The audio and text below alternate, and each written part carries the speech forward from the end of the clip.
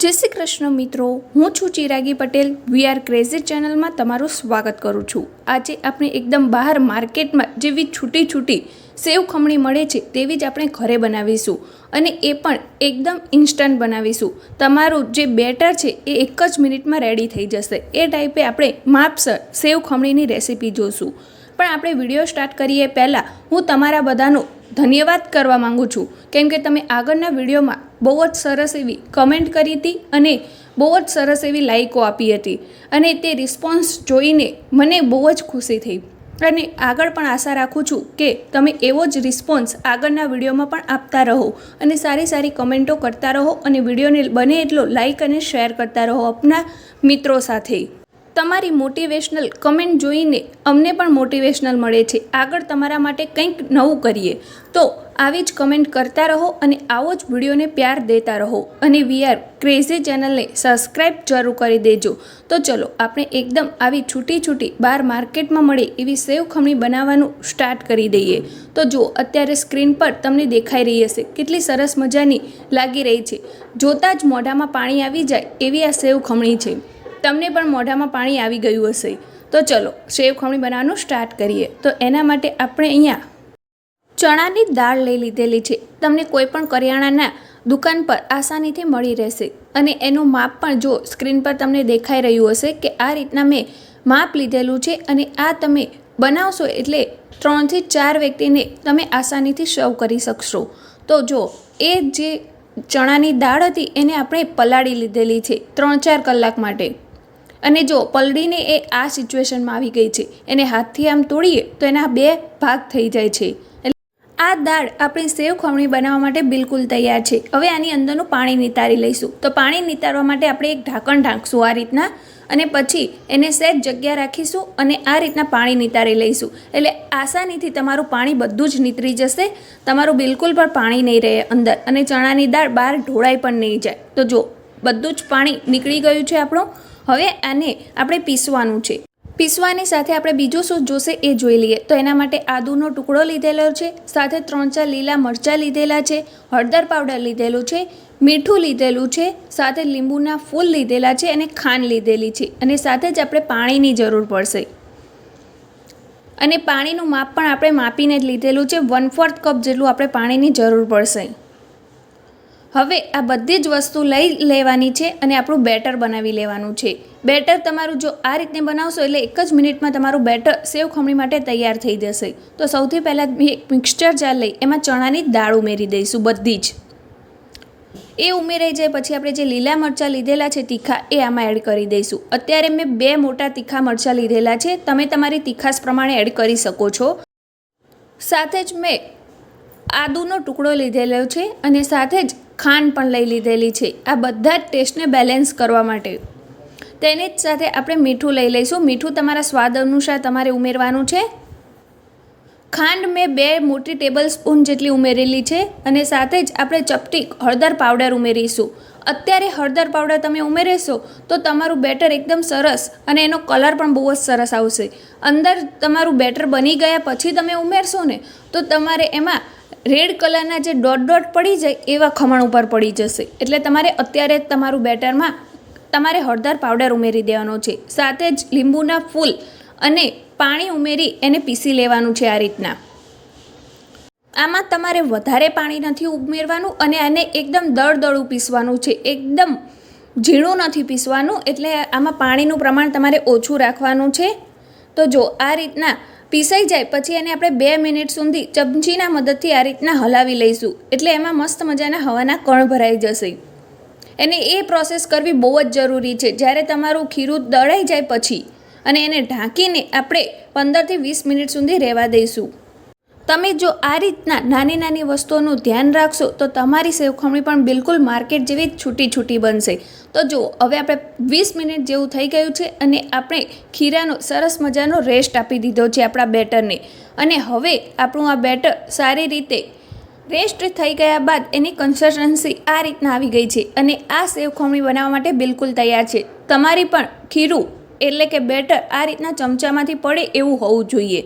અને હવે એક લાસ્ટમાં એક પ્રોસેસ કરવાની છે। આપણે 1 ચમચી જેટલો ઈનો લેવાનો છે અને આ ખીરા ઉપર યાની કે બેટર ઉપર એને એડ કરી દેવાનો છે. આખું પેકેટ નથી એડ કરવાનું, આપણે અત્યારે 1 ચમચી જેટલું જ કરીશું અને એને એક્ટિવેટ કરવા માટે થોડુંક પાણી એડ કરીશું અને પછી એને સારી રીતે બેટરમાં મિક્સ કરી લઈશું. અને બેટરમાં જ્યારે તમે ઈનો ઉમેરો ત્યારે એને 2 થી 3 મિનિટ સુધી તમારે હલાવવાનું છે. એને બિલકુલ પણ એકલું નથી મૂકવાનું, એક જ ડાયરેક્શનમાં એને હલાવ્યા રાખવાનું છે. અને સાથે જ જ્યારે ખીરું પલળતું હતું ત્યારે મેં સાઈડમાં આ રીતના જે ઢોકળિયું હોય એને ગરમ કરવા મૂકી દીધેલું હતું. અને તમે અંદર યલો કલરનું દેખાતું હશે એ રહ્યું લીંબુ છે. એલ્યુમિનિયમનું વાસણ નીચે કાળું ના પડી જાય એટલા માટે મેં એમાં લીંબુનું જે છોતરું હતું એ એડ કરી દીધેલું છે. એટલે આપણે જ્યારે વાસણ ઉટકવા બેસીએ તો એ આસાનીથી ઉટકાઈ જાય છે, એ સહેજ પણ નીચે કાળું નથી થતું. તો જો આપણું પાણી પણ સરસ રીતે ઉકળી ગયું છે અને જે થાળીમાં આપણે ખીરું પાથરવાનું છે એને પણ મેં તેલથી ગ્રીસ કરીને જ રાખ્યું હતું પહેલેથી. અને એમાં જ બધું જ ખીરું આપણે જે બનાવીને રાખ્યું છે એ આમાં એડ કરી દીધું છે. અને ખીરું એડ થઈ જાય પછી એને આવી રીતના થાળીને થપથપાવી લેવાની છે અને એને એક લેવલમાં લાવી દેવાની છે.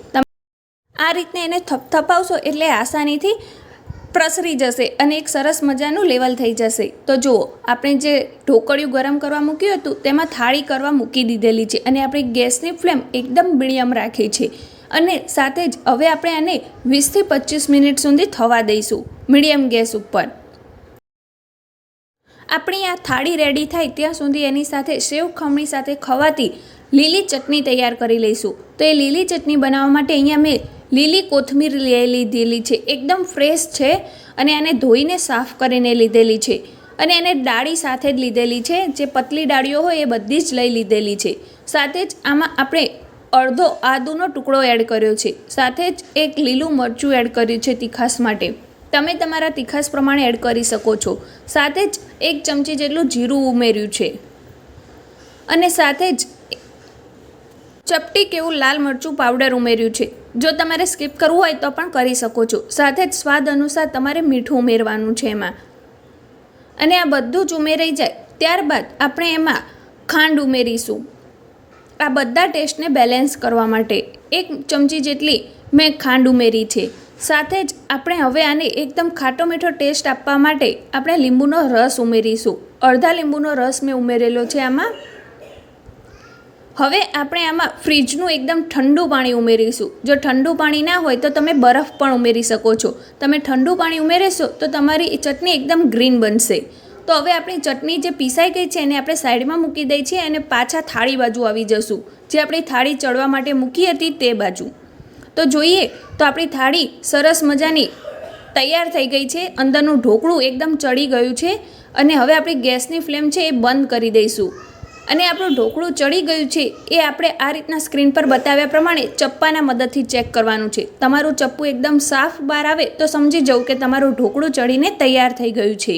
અને આપણું જે ઢોકળું છે એ ચડીને તો તૈયાર થઈ ગયું છે, પણ એને આપણે 15 મિનિટનો રેસ્ટ આપી દઈશું, એને થોડુંક ઠંડુ થવા દઈશું. પણ આમાંથી હું તમને જો હજી ગરમ છે પણ એક પીસ કાઢીને બતાવું તો જો નીચે બિલકુલ પણ ચોંટ્યું નથી તળીએ અને સાથે જ સરસ મજાની જાળી પડી છે. જો આપણે આ રીતના તોડીને જોઈએ તો જો સ્ક્રીન પર તમને દેખાઈ રહી હશે કેટલી સરસ મજાની જાળી પડીને તૈયાર થઈ છે.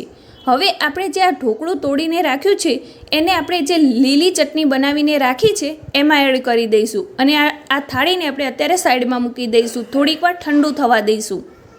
તો જો આ રીતના આપણે પહેલાં જે લીલી ચટણી બનાવી એમાં ઢોકળું ઉમેરી દેવાનું. તો જો આ રીતના આપણી ચટણી બનીને તૈયાર થશે.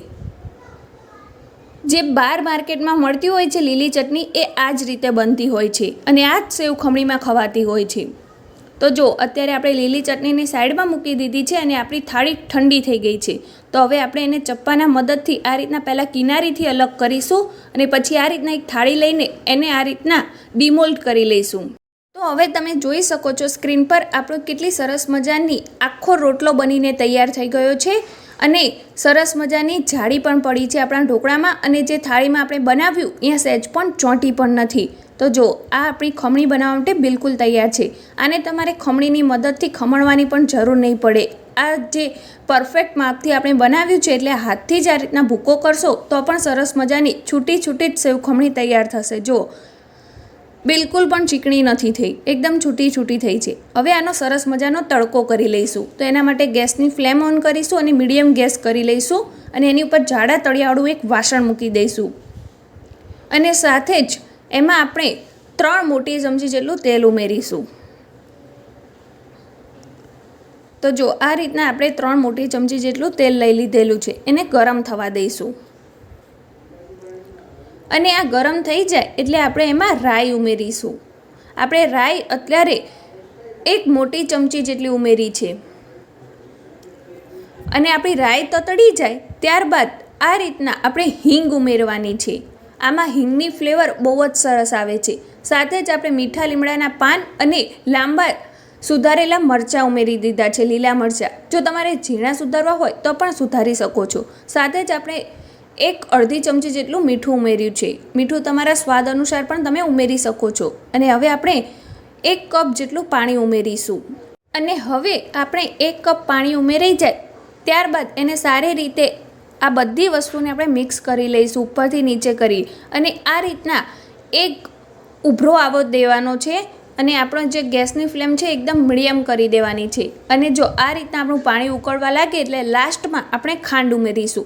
ખાંડ આપણે 2 ચમચી જેટલી ઉમેરીશું. અને આ ખાંડ ઉમેરવાથી સેવ ખમણીનો ટેસ્ટ એકદમ સરસ આવે છે. તો જો આ રીતના આપણે ખાંડ ઉમેરાઈ ગઈ છે એટલે હવે આપણે એને ઓગળવા જ દેવાની છે. અને ગરમ છે એટલે જલ્દી ઓગળી જશે. એની આપણે કોઈ ચાસણી નથી બનાવવાની. આ રીતના એને ખાલી મેલ્ટ થવા દેવાની છે આપણી ખાંડને. અને જેવી ખાંડ મેલ્ટ થઈ જાય ત્યારબાદ એમાં આપણે જે સેવ ખમણીનો ભૂકો કરીને રાખ્યો છે ખમણીનો, એ આમાં ઉમેરી દેવાનો છે. તો જો આ રીતના સરસ મજાની મેલ્ટ થઈ ગઈ એટલે હવે આપણે આમાં જે ભૂકો કરીને રાખ્યો છે એ આમાં ઉમેરી દઈશું. અને બધો જ વઘારને આના સાથે મિક્સ કરી લઈશું ઉપરથી નીચે કરીને. તો જો કેટલો સરસ મજાનો આપણો વઘાર પણ તૈયાર થઈ ગયો છે અને આપણી ખમણી પણ એમાં સરસ મજાની મિક્સ થઈ ગઈ છે. અને હવે આપણે એને 1 મિનિટ સુધી રહેવા દઈશું, ગરમ થાય ત્યાં સુધી. જો આ રીતના તમને આ સેવ ખમણીનો વિડીયો પસંદ આવે તો એને એક લાઇક જરૂર કરી દેજો. અને કમેન્ટ બોક્સમાં લખીને જરૂરથી બતાવજો કે આ રેસીપી તમને કેવી લાગી. અને આગળ તમે કઈ રેસીપીનો વિડીયો જોવા માંગો છો એ પણ કમેન્ટ બોક્સમાં લખીને જરૂરથી બતાવજો. અને તમારા મિત્રો વચ્ચે આ વિડીયોને શેર કરવાનું ના ભૂલતા. અને બને તેટલી લાઇક અને શેર કરજો. તો જો આ રીતના આપણી સેવ ખમણી બનીને તૈયાર થઈ ગઈ છે. અને વી આર ક્રેઝી ચેનલ ઉપર તમે નવા આવ્યા હોય અને એને સબસ્ક્રાઈબ ના કરી હોય તો એને સબસ્ક્રાઈબ જરૂર કરી દેજો. તો આપણી હવે સેવ ખમણી બનીને તૈયાર થઈ છે એટલે આપણે ગેસની ફ્લેમને બંધ કરી દીધી છે. અને હવે એક થાળી લઈ લઈશું, એમાં એને સર્વ કરીશું. તો હવે સર્વિંગ માટે આપણે આ રીતના કોઈ પણ પ્રકારની થાળી તમારા ઘરમાં હોય એને લઈ લેવાની છે. જો આ રીતના. અને એમાં બધી જ આપણે સેવ ખમણી લઈ લઈશું. તો જો તમે જોઈ શકતા હશો સ્ક્રીન પર કેટલી સરસ મજાની છૂટી છૂટી આપણી સેવ ખમણી બનીને તૈયાર થઈ ગઈ છે. એકદમ બહાર માર્કેટ જેવી જ તૈયાર થઈ છે. અને ખૂબ જ આસાનીથી બની જાય છે. આમાં બિલકુલ પણ માથાકૂટ રહેતી નથી. આ જોવામાં જ એવી લાગે છે.